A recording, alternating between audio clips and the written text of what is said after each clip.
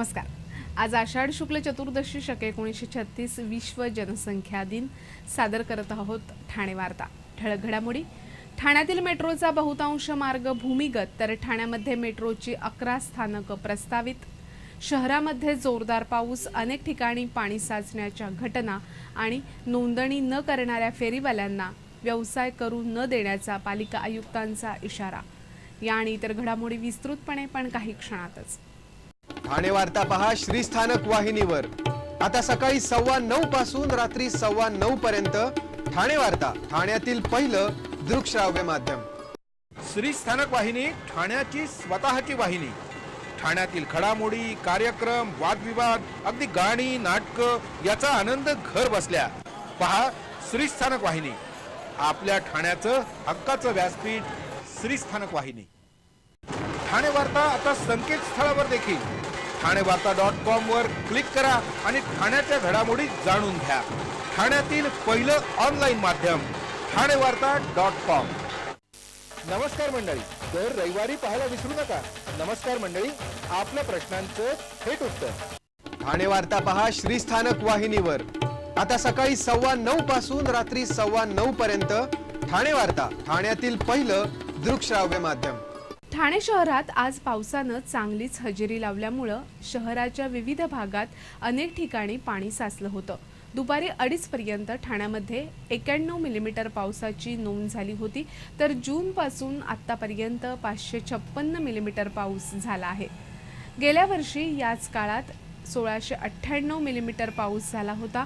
गेल्या वर्षीच्या तुलनेत पाऊस जरी कमी असला तरी गेल्या काही दिवसात पावसानं चांगलाच जोर धरलाय। पावसानं चांगला जोर धरल्यामुळे बहुतेक ठिकाणी पाणी कपात आणखी वाढवावी लागणार नाही, पण 15 जुलैला याबाबतचा आढावा घेतला जाईल असं महापालिका आयुक्त असीम गुप्ता यांनी सांगितलं। शहरामध्ये आज झालेल्या पावसानं ठिकठिकाणी पाणी साचण्याच्या घटना घडल्या। महापालिका, वंदना चित्रपटगृह, महाराष्ट्र विद्यालय अशा नेहमीच्या ठिकाणांबरोबरच कापूरबावडीतील सन्मान हॉटेलसमोर मावळी मंडळ, वागळे इस्टेटमध्ये हनुमान नगर तसंच ठाणे पूर्वच्या भागात मोठ्या प्रमाणावर पाणी साचण्याच्या घटना घडल्या। वागळे इस्टेट हनुमान नगर इथे रस्ता 6 ते 7 फूट खचला आहे। कोपरीमधील पाटीलवाडी चाळीत जवळपास 150 खोल्यांमध्ये पाणी शिरलं होतं। शासकीय कर्मचाऱ्यांना आता निवृत्त झाल्यानंतर आजारपणातल्या खर्चाची काळजी करण्याची गरज राहणार नाही। शासनानं सेवानिवृत्त अधिकारी कर्मचाऱ्यांना विमा संरक्षण देण्याचा निर्णय घेतला असून मुख्यमंत्र्यांनी त्याला मंजुरी दिली आहे। ही योजना न्यू इंडिया इन्शुरन्स आणि युनायटेड इंडिया इन्शुरन्स या कंपन्यांच्या माध्यमातून राबवली जाणार आहे। शासकीय सेवेतील कर्मचाऱ्यांना वैद्यकीय खर्चाची रक्कम मिळते, पण सेवानिवृत्तीनंतर मात्र आजारपणावरील उपचार घेणं अवघड जातं। वैद्यकीय विम्यापूर्वी विमा कंपन्या वैद्यकीय चाचण्या घेतात आणि अस्तित्वात असणाऱ्या आजारांना विमा संरक्षण दिलं जात नाही। मात्र या योजनेत कोणत्याही प्रकारच्या वैद्यकीय चाचणीची गरज राहणार नाही आणि अस्तित्वातील आजारालाही संरक्षण मिळणार आहे। सध्या कार्यरत असलेल्या तसंच नजीकच्या काळात सेवानिवृत्त होणाऱ्या कर्मचारी आणि कुटुंब निवृत्ती वेतन धारकांना ही वैद्यकीय विमा योजना लागू करण्यात आली आहे। सध्या सेवेत कार्यरत असणारा कोणताही अधिकारी कर्मचारी वार्षिक हप्ता भरून या योजनेत सहभागी होऊ शकतो। यामध्ये अंतररुग्ण म्हणून झालेला रुग्णालयातील सर्व खर्च मिळू शकणार आहे। या योजनेमध्ये वार्षिक हप्ता आगाऊ भरण्यासाठीही अग्रिम भरण्याची सुविधा शासनानं दिली आहे। त्यामुळे निवृत्तीनंतर उद्भवणाऱ्या आजारांची आता शासकीय कर्मचाऱ्यांना चिंता करण्याची गरज नाही। ठाण्यामध्ये फेरीवाल्यांसाठी महापालिकेनं नोंदणी सुरू केली असून महिनाभरानंतर अशी नोंदणी न करणाऱ्या फेरीवाल्यांना आपला व्यवसाय करता येणार नाही असा इशारा महापालिका आयुक्त असीम गुप्ता यांनी दिला आहे। शहरामध्ये फेरीवाला क्षेत्र निर्माण केली जाणार असून यासाठी फेरीवाल्यांनी महापालिकेत नोंदणी करणं आवश्यक आहे। या नोंदणीसाठी आतापर्यंत 6000 अर्ज फेरीवाल्यांनी नेले असून यापैकी 2200 फेरीवाल्यांनी नोंदणी केली आहे अशी माहिती पालिका आयुक्तांनी दिली। सर्वोच्च न्यायालयानं फेरीवाला धोरण निश्चित करेपर्यंत फेरीवाल्यांवर कडक कारवाई करू नये असा इशारा दिला होता। आता फेरीवाल्यांसाठी धोरण निश्चित करण्यात आलं असून फेरीवाला क्षेत्रही पुढील बैठकीत निश्चित केलं जाणार आहे। त्यानंतर नोंदणी करणाऱ्या फेरीवाल्यांना ओळखपत्र दिलं जाणार असून असं ओळखपत्र असणाऱ्या फेरीवाल्यांना त्यांना नेमून दिलेल्या क्षेत्रात व्यवसाय करता येईल। मात्र ज्या ठिकाणी फेरीवाला क्षेत्र नाही अशा ठिकाणी व्यवसाय केल्यास त्यांच्यावर कारवाई केली जाईल असा इशाराही पालिका आयुक्तांनी दिला। जे फेरीवाले नोंदणी करणार नाहीत त्यांना कुठेच व्यवसाय करता येणार नाही असंही महापालिका आयुक्तांनी सांगितलं। व्यापारी आस्थापनांना स्थानिक संस्था कर विवरणपत्र दाखल करण्याकरता मुदत वाढ देण्यात आली आहे। ठाणे महापालिका क्षेत्रामध्ये 1 एप्रिल 2013 पासून स्थानिक संस्था कर लागू झाला आहे।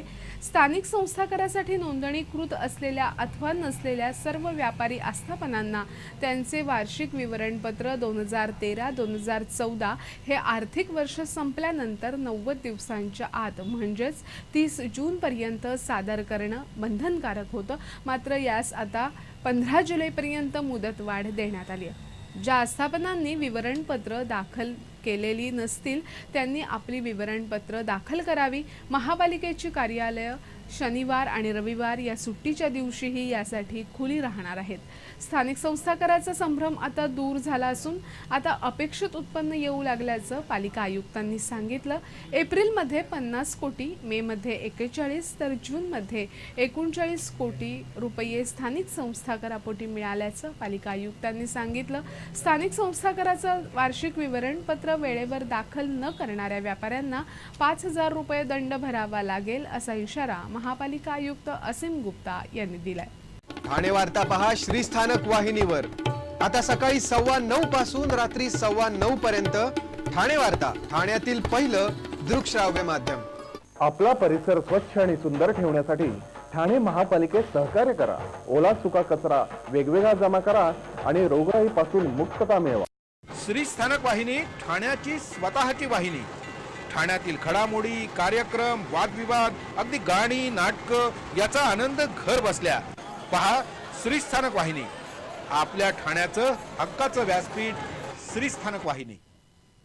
ठाणे वार्ता आता संकेतस्थळावर देखील ठाणेवार्ता.com वर क्लिक करा आणि ठाण्याच्या घडामोडी जाणून घ्या। ठाण्यातील पहिलं ऑनलाईन माध्यम ठाणेवार्ता.com। डॉक्टर आणि रुग्णांचं पिढ्यानपिढ्यांचं जिव्हाळ्याचं नातं म्हणजेच डॉक्टर बेडेकर हॉस्पिटल। आता अत्याधुनिक सोयी सुविधा आणि तंत्रज्ञानयुक्त वंध्यत्व निवारण केंद्रात IVF आणि टेस्ट ट्यूब बेबीचीही सुविधा। डॉक्टर बेडेकर हॉस्पिटल, महर्षी कर्वेपथ, ठाणे। 65 वर्षांची निरंतर सेवा। ठाणे वार्ता पहा श्रीस्थानक वाहिनीवर। आता सकाळी 9:15 पासून रात्री 9:15 पर्यंत ठाणे वार्ता, ठाण्यातील पहिलं दृकश्राव्य माध्यम। मुंब्र्यातील एका वायरमनला एका मेकॅनिकच्या खून प्रकरणात मुख्य जिल्हा आणि सत्र न्यायाधीश RR गांधी यांनी जन्मठेपेची शिक्षा ठोठावली आहे। मोहम्मद अनीस मोहम्मद खान याला न्यायालयानं खुनानंतर पुरावा नष्ट करण्याप्रकरणी 7 वर्षाच्या सक्त मजुरीची शिक्षा ठोठावली आहे। न्यायालयानं परिस्थितीजन्य पुरावे पाहून हुसेन शेख याच्या हत्ये प्रकरणात ही शिक्षा ठोठावली असून मोहम्मद खानची पत्नी मेहजबीन हिची मात्र पुराव्याअभावी यामधून निर्दोष मुक्तता केली आहे। हुसेन शेख आणि मेहजबीन यांचं लग्नापूर्वी प्रेम प्रकरण होतं। हे दोघंही एकाच ठिकाणी राहत होते। मोहम्मद खानला हे पसंत नव्हतं, त्यामुळे त्यानं अनेकदा पत्नीला इशारेही दिले होते। 1 मार्च 2012ला हुसेन शेख कामावर जाण्यासाठी म्हणून बाहेर पडला, तो परतलाच नाही। 7 मार्च 2012ला श्रीडायघरमधील फडकेपाडा येथील तलावात हुसेन शेखचे पार्थिव एका निळ्या पिशवीत मिळालं। हुसेन शेखला मोहम्मद खान आणि त्याच्या पत्नीनं आपल्या घरी बोलावलं आणि त्याला बेदम मारहाण केली। नंतर त्याला निळ्या पिशवीत भरून ती पिशवी तलावात टाकण्यात आली असं न्यायालयाच्या निदर्शनास आणण्यात आलं।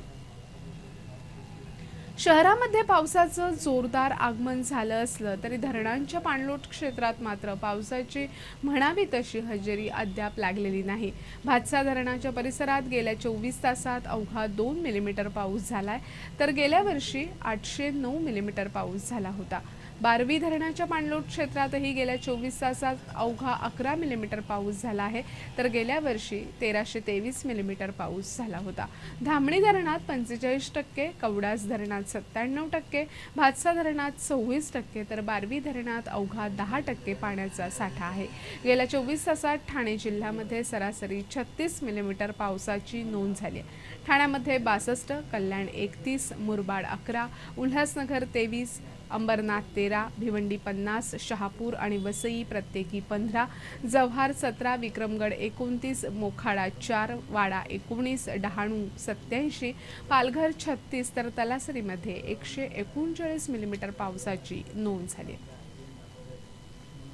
ठाण्यामध्ये वडाळा मेट्रोचा मार्ग विस्तारित केला जाणार असून या मेट्रोचा ठाण्यातील बहुतांश भाग हा भूमिगत असणार आहे, अशी माहिती महापालिका आयुक्त असीम गुप्ता यांनी दिली.